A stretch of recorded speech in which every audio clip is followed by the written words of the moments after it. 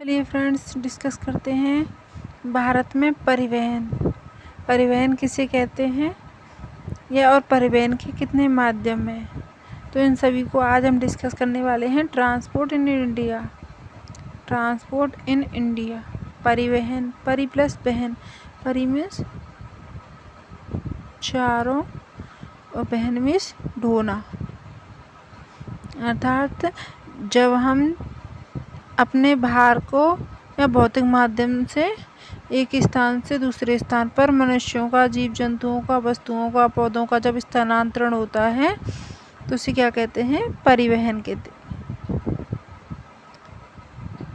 परिवहन के कितने माध्यम है? 3 माध्यम है। जल परिवहन, स्थल परिवहन, वायु परिवहन। स्थल परिवहन के 2 माध्यम हैं। पहला होता है हमारा सड़क परिवहन, दूसरा होता है हमारा रेल परिवहन। इनके बारे में आगे हम डिस्कस करेंगे। तो सबसे पहले हम डिस्कस करते हैं जल परिवहन। परिवहन के जो साधन हैं उनमें जो जल परिवहन है सबसे प्राचीन माध्यम रहा है। और परिवहन की जो शुरुआत है उसमें सड़क और रेल परिवहन से भी पहले प्रागैतिहासिक काल में सबसे पहले हमारे जल परिवहन विकसित हो चुका था। जो जल परिवहन है सबसे सस्ता माध्यम है। एग्जाम में इसके क्वेश्चन देखने को मिल जाते हैं कि जो सबसे सस्ता परिवहन का माध्यम है वो कौन सा है, तो वो हो जाएगा हमारा जल परिवहन।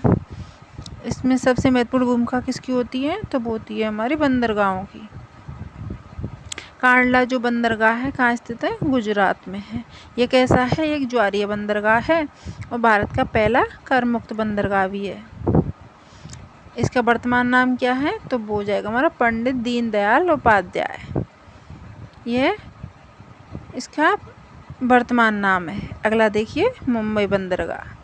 भारत का सबसे व्यस्ततम बंदरगाह मुंबई बंदरगाह है और सबसे प्राकृतिक एवं सबसे बड़ा बंदरगाह भी है। जो मुंबई के कहाँ पर स्थित है? सालसेट द्वीप पर स्थित है। जो मुंबई बंदरगाह है उसके भार को कम करने के लिए उसके लिए एक और उसके दक्षिण में ही बंदरगाह बनाया गया है, जिसे नावा शोवा के नाम से जानते हैं। यह एक मानव निर्मित बंदरगाह है और इसके अतिरिक्त यह सबसे आधुनिक बंदरगाह भी है। और वर्तमान नाम क्या है इसका? पंडित जवाहरलाल नेहरू।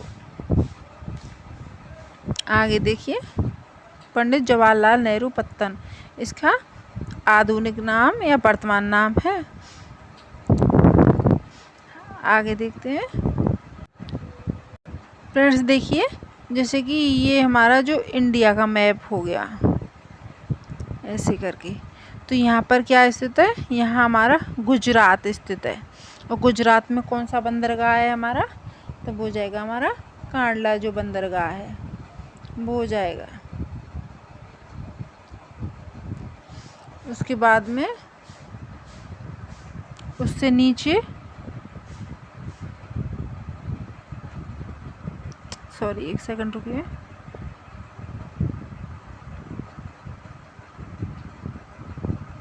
ये भारत का इधर को हो गया बे ऑफ बंगाल और इधर को हो गया हमारा अरब सागर। यहाँ पर क्या हो गया? यहाँ पर हमारा गुजरात हो गया। तो गुजरात में से यहाँ पर हो गया कांडला बंदरगाह। यहाँ पर हो गया हमारा महाराष्ट्र, तो यहाँ पर मुंबई बंदरगाह हो गया। यहाँ पर हो गया नावा शोवा बंदरगाह। फिर उसके बाद में यहाँ पर आता है गोवा, और गोवा में मार्मुगांव के नाम से जो बंदरगाह है वो स्थित है। उसके बाद में यहाँ कर्नाटक आता है।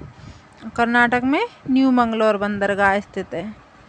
उसके बाद यहाँ केरल आता है और केरल में कोचीन बंदरगाह स्थित है।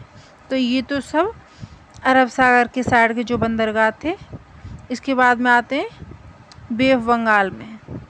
तो जो वेस्ट बंगाल है यहाँ पर कोलकाता बंदरगाह हो गया और हल्दिया बंदरगाह हो गया। उसके बाद में यहाँ उड़ीसा में पारादीप बंदरगाह हो गया। और जो यहाँ आंध्र प्रदेश में विशाखापट्टनम बंदरगाह हो गया। तमिलनाडु में 3 बंदरगाह हैं। यहाँ पर हमारा तमिलनाडु है और इसमें 3 बंदरगाह हैं, एन्नौर बंदरगाह, चेन्नई बंदरगाह और तूतीकोरन बंदरगाह। तो इनको कुल मिलाकर के कुल 13 बड़े और मुख्य बंदरगाह हमारे भारत में स्थित हैं। आगे देखिए,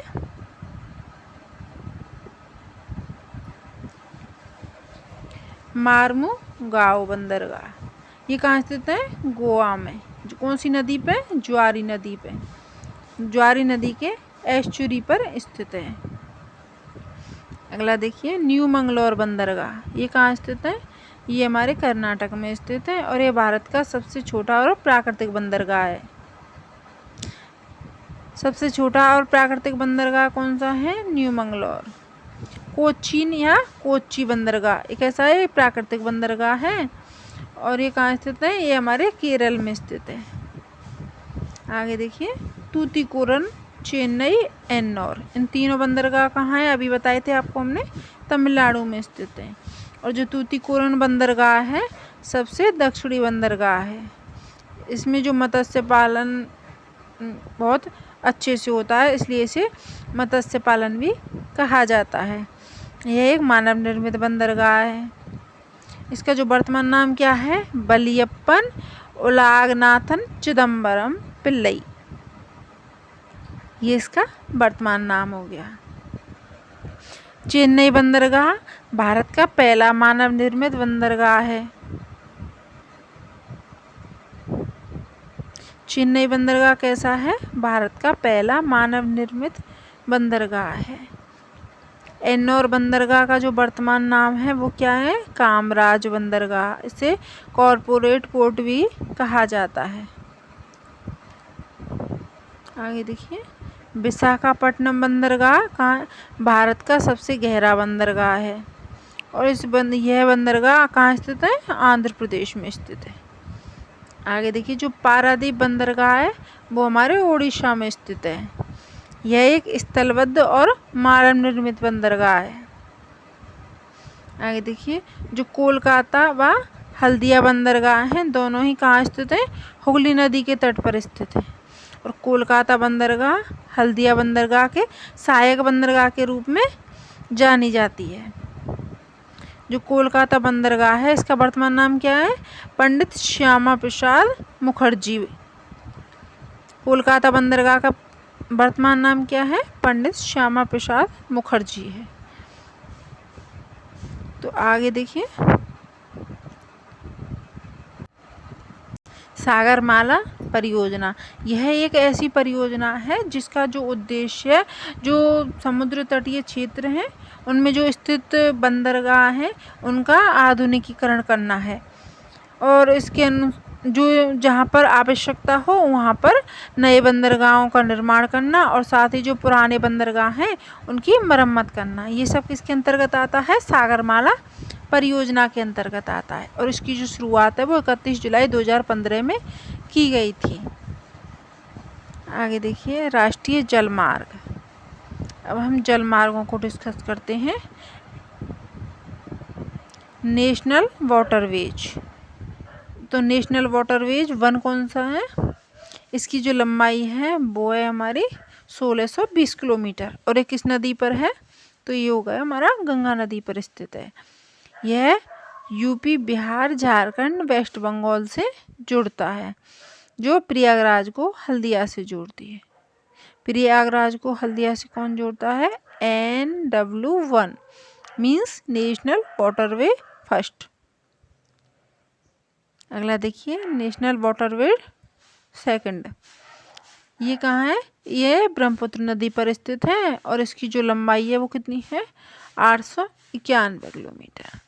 यह असम राज्य को जोड़ती है और सदिया को धुबरी से जोड़ती है। इसकी जो लंबाई है वो है 205